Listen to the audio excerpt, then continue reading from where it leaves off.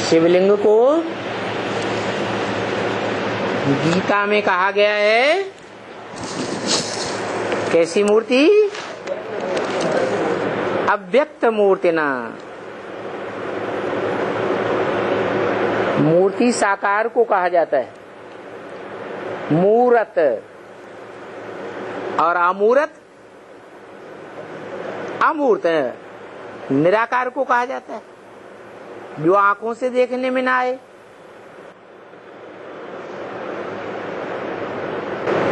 तो मूर्ति तो है,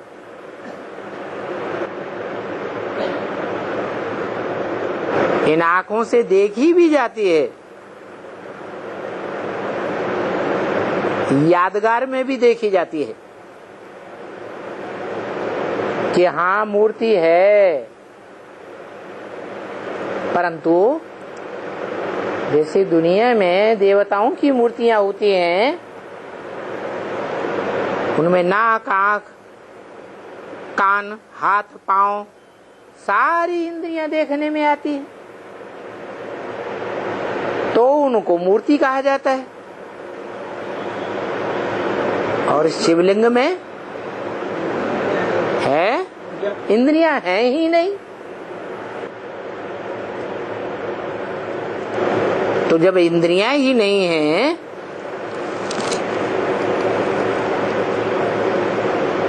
और भारत में भगवान के रूप में माना जाता है, तो भगवान जो हेवनली गॉडफादर कहा जाता है,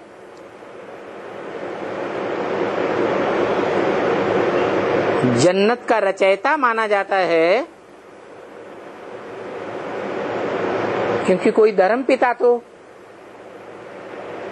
जन्नत या स्वर्ग या हेवन की रचना कर ही नहीं सका।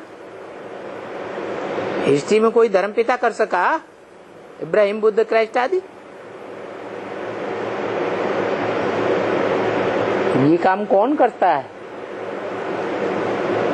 एक ही हेवनली गॉडफादर है जो दुनिया को दोजख से जन्नत बनाता है, हेल से हेवन बनाता है।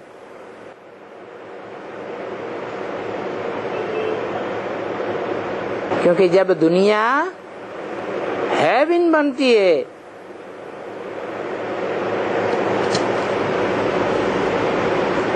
तो हेल के अंदर हेवन बनती है, नरक के अंदर स्वर्ग की स्थापना होती है, या अलग से कोई स्वर्ग बच जाता है?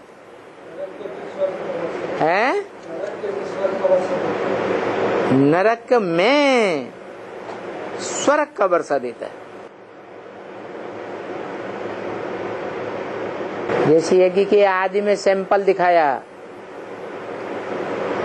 हिंदुस्तान पाकिस्तान में खून की नदियां बह रही थी,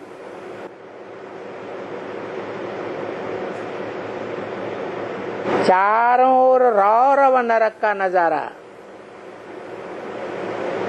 मार काट मार काट मार काट। और समंदर के किनारे ये ब्राह्मणों का संगठन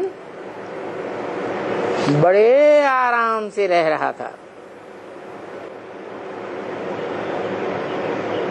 मुसलमान लोग भी समझते थे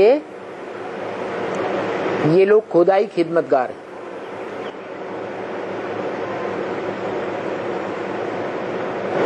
तो नरक के बीच स्वर्ग के नजारे का सैंपल था, वो छोटा सा सैंपल था।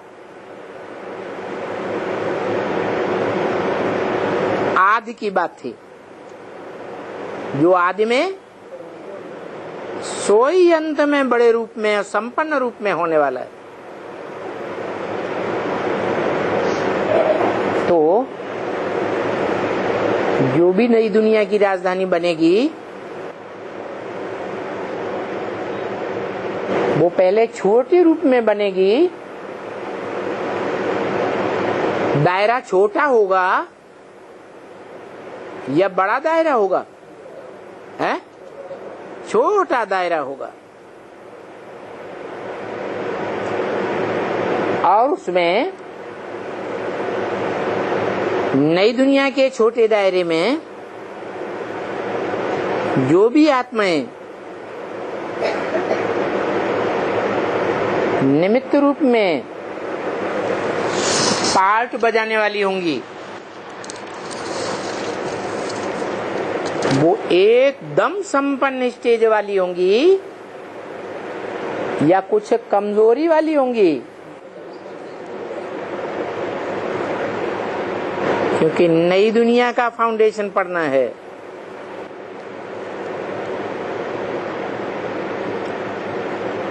इसलिए जिन आत्माओं के द्वारा वो स्वर्गीय संगठन तैयार होता है, फाउंडेशन पड़ता है,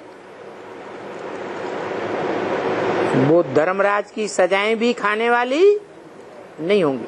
कितनी होंगी?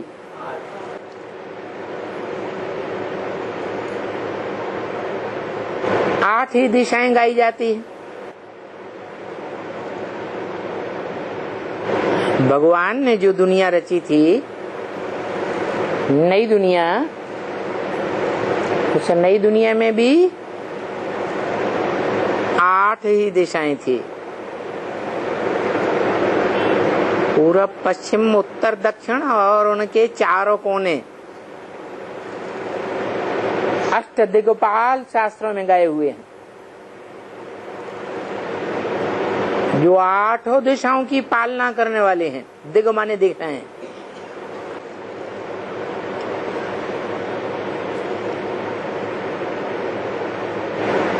जिन श्रेष्ठ आत्माओं की यादगार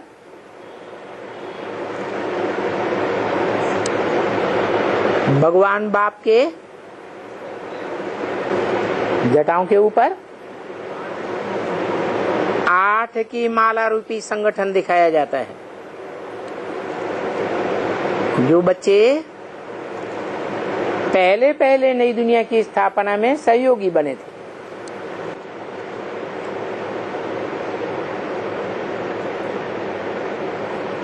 उनके सहयोगी बनने का नई राजधानी स्थापन करने का कार्यकाल कब पूरा होता है?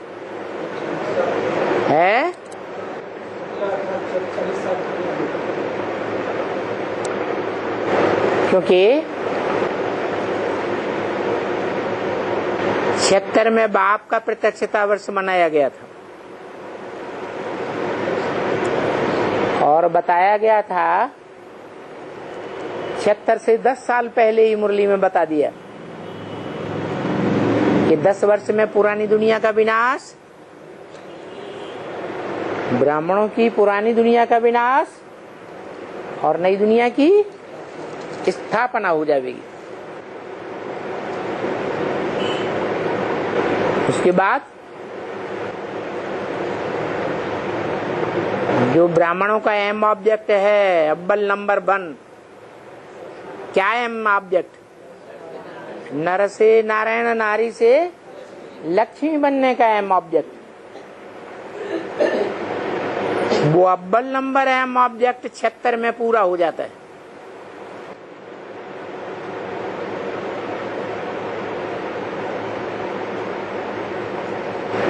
जिन संपूर्ण ब्राह्मणों को मन बुद्धि के आधार पर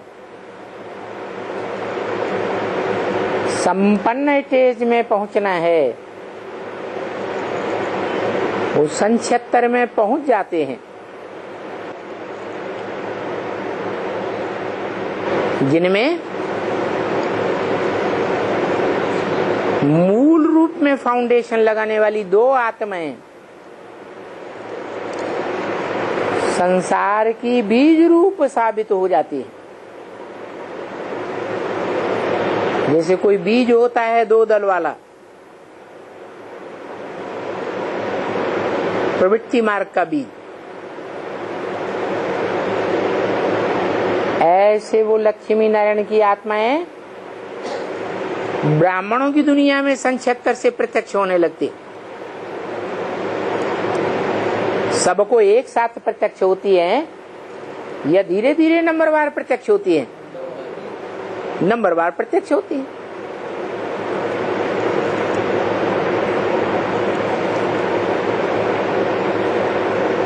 तो सन 76 में बाप का प्रत्यक्षता वर्ष माना बाकी ब्राह्मणों के लिए टू लेट का बोर्ड लग जाता है। जैसे दुनिया में भी कोई यूनिवर्सिटी में परीक्षाएं होती हैं, तो यूनिवर्सिटी की परीक्षा में जो टॉप निकलने वाले स्टूडेंट होते हैं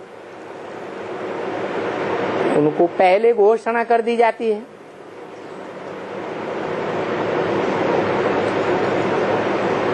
फिर जो पास विद ऑनर होते हैं 75% से ऊपर नंबर लाने वाले, उनकी प्रत्यक्षता की जाती है। ऐसे ही यहाँ ब्राह्मणों की दुनिया में सन 36 से लेकर के 76 तक 40 वर्षों में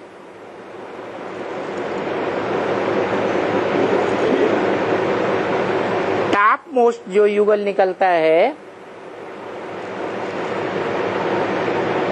जिसका गीता में गायन है कि भगवान ने इस दुनिया में आकर के बड़े से बड़ा कार्य क्या किया है? नर को, नारायण और नारी को लक्ष्मी बनाने का काम किया।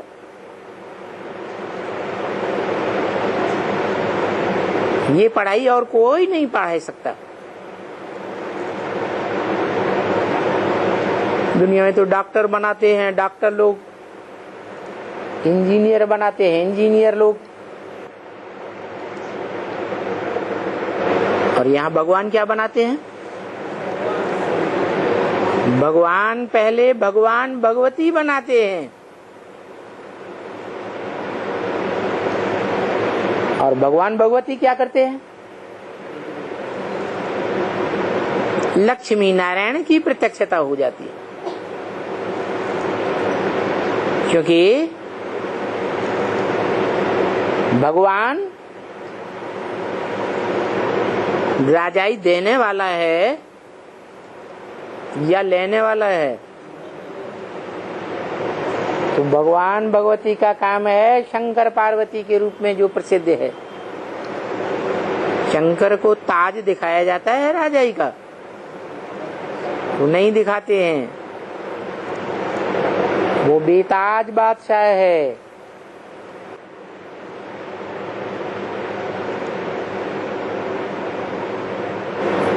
सन 76 में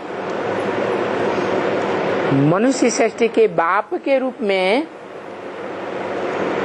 सारी मनुष्य सृष्टि की प्रजा के पिता के रूप में पतितम मनुष्य आत्मा प्रजापिता के रूप में प्रत्यक्ष तो होती है, लेकिन पावन देवी देवता के रूप में नहीं। किस रूप में? पतित रूप में या पावन रूप में है?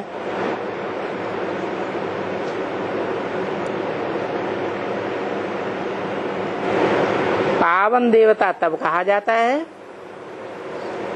जब आत्मा भी पवित्र हो और शरीर भी पवित्र हो, शरीर की इंद्रियां भी पवित्र हो,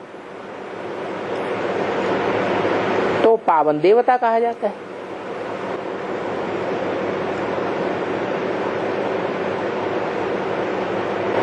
और बनाने वाला शास्त्रों में क्या दिखाया गया?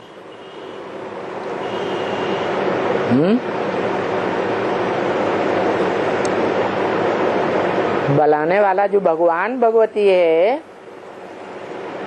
शंकर पार्वती के रूप में, साकार रूप में दिखाया जाता है। वो पावन देवता 16 कला संपूर्ण दिखाते हैं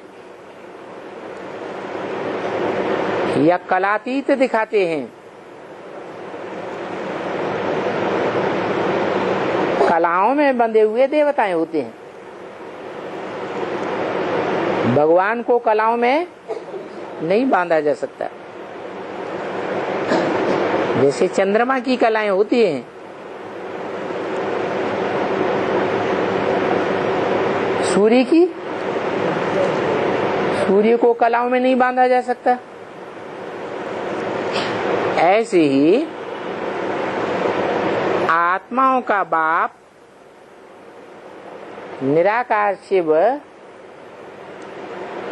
जो ज्ञान प्रकाश के रूप में सूर्य समान है, सूर्य ही है, अकूट ज्ञान का भंडार है।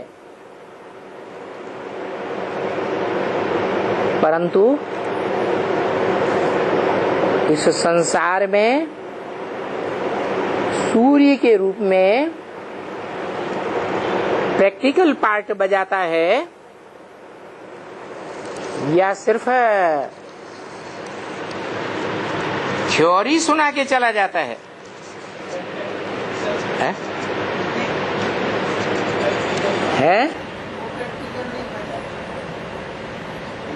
ज्ञान की थ्योरी सुनाने के लिए आता है या प्रैक्टिकल पार्ट भी प्रैक्टिकल शरीर के द्वारा होता है, और उसको अपना शरीर है ही नहीं, तो वो स्वयं प्रैक्टिकल पार्ट नहीं बजाता। इसलिए कहता है मैं त्रिकालदर्शी तो हूँ, लेकिन मास्टर त्रिकालदर्शी नहीं हूँ। तुम बच्चे नंबर बार मास्टर त्रिकालदर्शी बनते हो, मास्टरी हासिल करते हो। अर्थात प्रैक्टिकल जीवन में जैसे सूर्य संसार में चारों युगों में और संगम युग में ही प्रकाश देता है, कि सिर्फ एक युग में प्रकाश देता है, सारी दुनिया को प्रकाश देता है, या सिर्फ भारत को प्रकाश देता है? ऐसे ही वो आत्माओं का बाप है। और प्राणी मात्र में आत्मा है या नहीं है? कीट, पशु, पक्षी, पतंगे सभी में आत्मा है या नहीं है? और सभी प्राणी वाइब्रेशन से प्रभावित होते हैं या नहीं होते हैं? कि सिर्फ मनुष्य ही वाइब्रेशन से प्रभावित होते हैं? या कि भूत प्रेत ही वाइब्रेशन से प्रभावित होते हैं? जैसे भूत प्रेत आत्माएं वाइब्रेशन को पकड़ती है, ऐसे दुनिया का हर प्राणी मात्र वाइब्रेशन से परिवर्तन होता है। उन प्राणियों में सबसे तीखा वाइब्रेशन किसका है? मनुष्यों का। मननात् मनुष्य, क्योंकि मनुष्य मन वाला है, और भगवान मन वाला है या आमन है? वो तो आमन है, उसको मन है ही नहीं, क्योंकि वो तो जन्म मन के चक्र से न्यारा है, इसलिए त्रिकालदर्शी है, इसलिए उसको मन के संकल्प विकल्प चलाने की दरकार है ही नहीं। संकल्प विकल्प चलाने की दरकार उनको होती है जो तीनों कालों को नहीं जानते हैं। मनुष्य जन्म मरण के चक्र में आता है, मनुष्य आत्मा जन्म मरण के चक्र में आती है, इसलिए तीनों कालों को नहीं जानती। भले सभी प्राणियों के बीच में इस संसार में सबसे जास्ती तीखी मनुष्य आत्मा है, परंतु त्रिकालदर्शी नहीं है। लेकिन त्रिकालदर्शी बन सकती हैं या नहीं बन सकती हैं? है? बन सकती हैं ज्ञान के द्वारा। मनुष्य के जो अलावा और प्राणी हैं वो ज्ञान नहीं ले सकते। क्यों? क्योंकि उनकी मन बुद्धि प्रखर नहीं होती है। मनुष्य ज्ञान ले सकता है, इसलिए मन बुद्धि के द्वारा मनन चिंतन मंथन कर सकता है। ज्ञान को जुगाली करके अपना बना सकता है और दूसरों को भी दे सकता है, स्वयं भी धारण कर सकता है। जितना जितना दूसरों को देगा उतना अपना ज्ञान धन बढ़ेगा या घटेगा? बढ़ता जाता है। अब बच्चे भी अनुभव करते हैं। जिन दिनों में हम ईश्वरीय ज्ञान का दान समाज के बीच में दूसरों को जास्ती करते हैं, तो हमारा मनन चिंतन मंथन जास्ती चलता है या कम चलता है? जास्ती चलता है। जितना देते जाते हैं उतना मन और बुद्धि सक्रिय होता जाता है। शिव बाबा भी कहते हैं, ब्रह्मा मुख से बोले कि मैं किन बच्चों को याद करता हूँ? सर्वसेवल बच्चों को याद करता हूँ। तो जो ईश्वर की सेवा में लगे रहते हैं उनको ईश्वर याद करता है। ईश्वर की याद का वाइब्रेशन उन बच्चों को मिलता है, तो दोनों तरफ से तार जुड़ेगा याद का कि नहीं जुड़ेगा? तो अच्छी याद आएगी या हल्की याद आएगी? गहरी याद आती है। चढ़ती कला का अनुभव होता है। चढ़ती कला तेरे बहाने सर्व का भला अनुभव होता है। तो बताया सर्व का भला करने में सभी आत्माएं मनुष्य रूप में नंबरवार हैं। कोई अव्वल नंबर भी होगी। जो अव्वल नंबर है वो किस आधार पर अव्वल नंबर बनती है?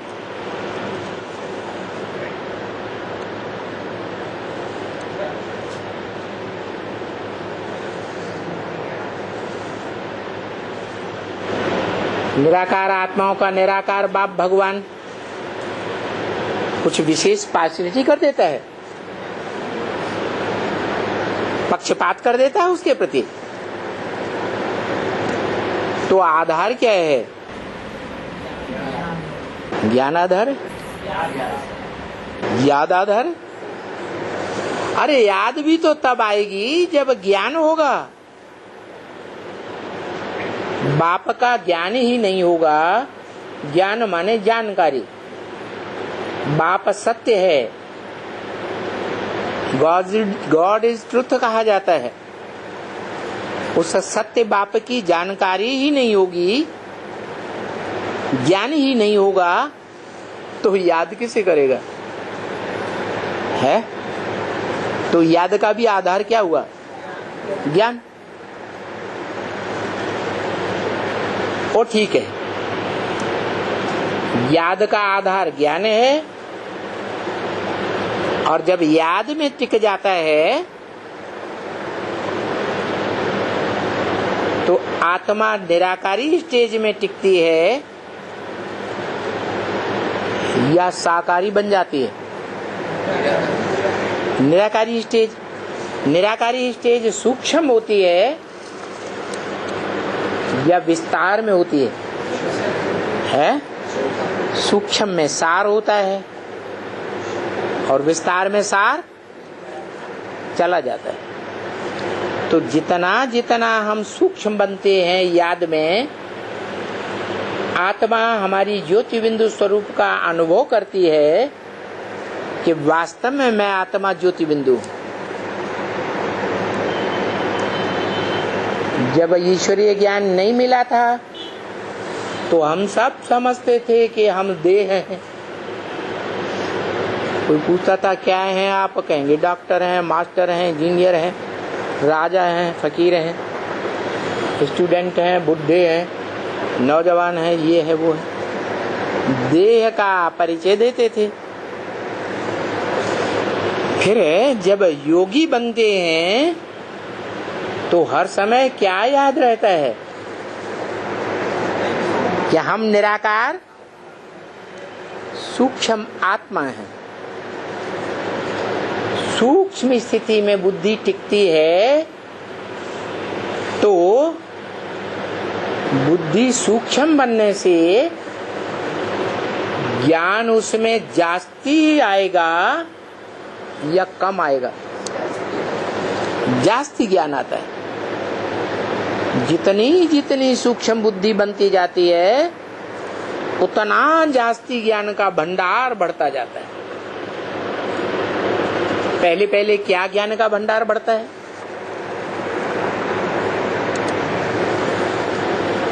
जैसे आम का बीज या नीम का बीज हमारे सामने आया, मनन चिंतन मंथन चलना शुरू हुआ तो पूरा वृक्ष दिमाग में आ जाता है ना। ऐसे ही जो जो आत्माएं जितना जितना आत्म की स्थिति में निरंतर टिकती जाती हैं उनको अपने कुल का भान होता जाता है, अपने धर्म विशेष का ज्ञान होता जाता है कि मैं आत्मा जन्म जन्मांतर किस धर्म विशेष में पार्ट बजाने वाली हूँ और किस जन्म में क्या क्या पार्ट बजाने वाली हूँ।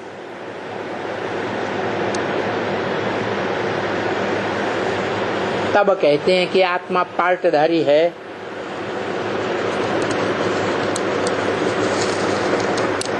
रंगमंच पर जो 4 युगों के सीन वाला रंगमंच है, ब्रॉड ड्रामा, उसमें कब कब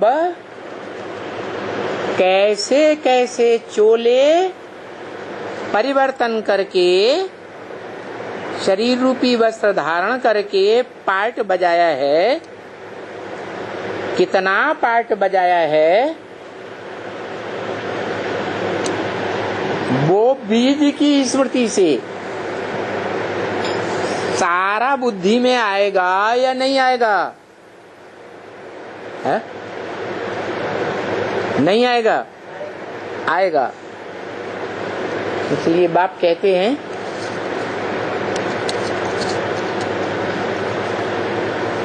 कि हम आत्मा एक्टर हैं।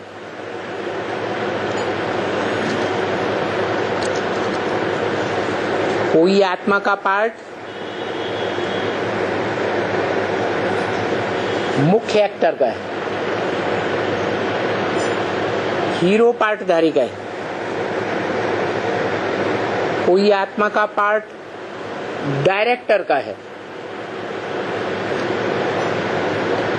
पर्दे के पीछे हमेशा पार्ट बजाता है तो ज्योति बिंदु आत्मा, लेकिन देखने में किसी को नहीं आता है।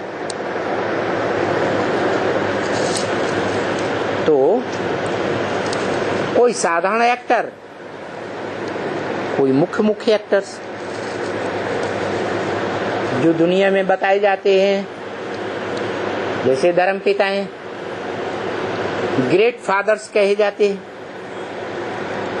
इब्राहिम, बुद्ध, क्राइस्ट।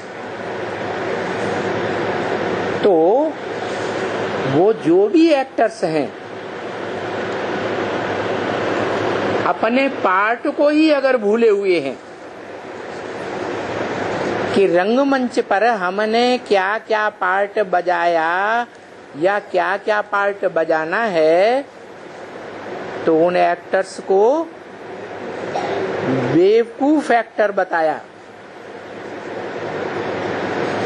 शिव बाबा ने।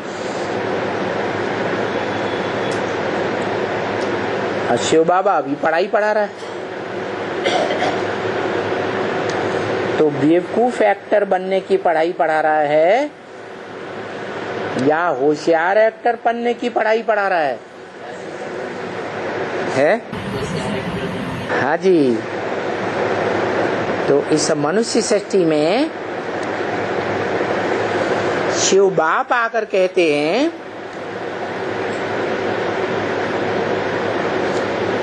तुम मेरे डायरेक्ट बच्चे हो।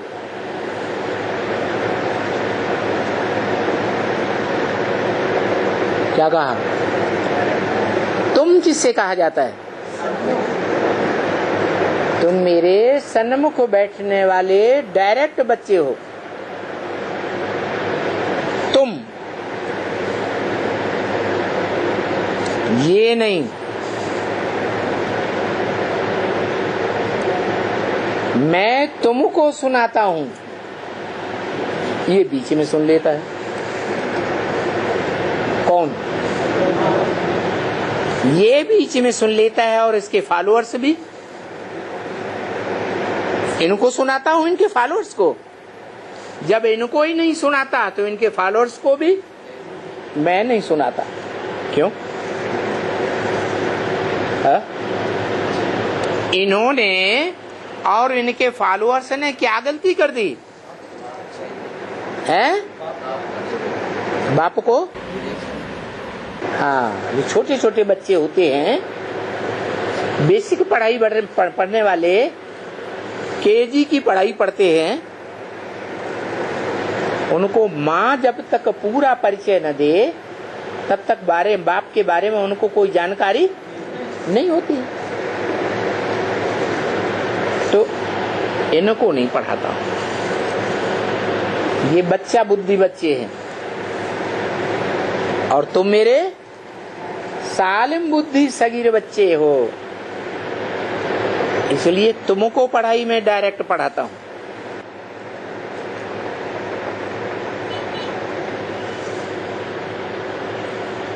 क्यों?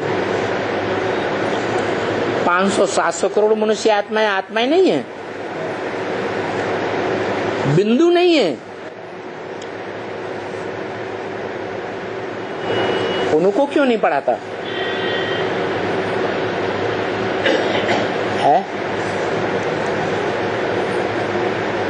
अरे कोई कारण होगा या बिना कारण के?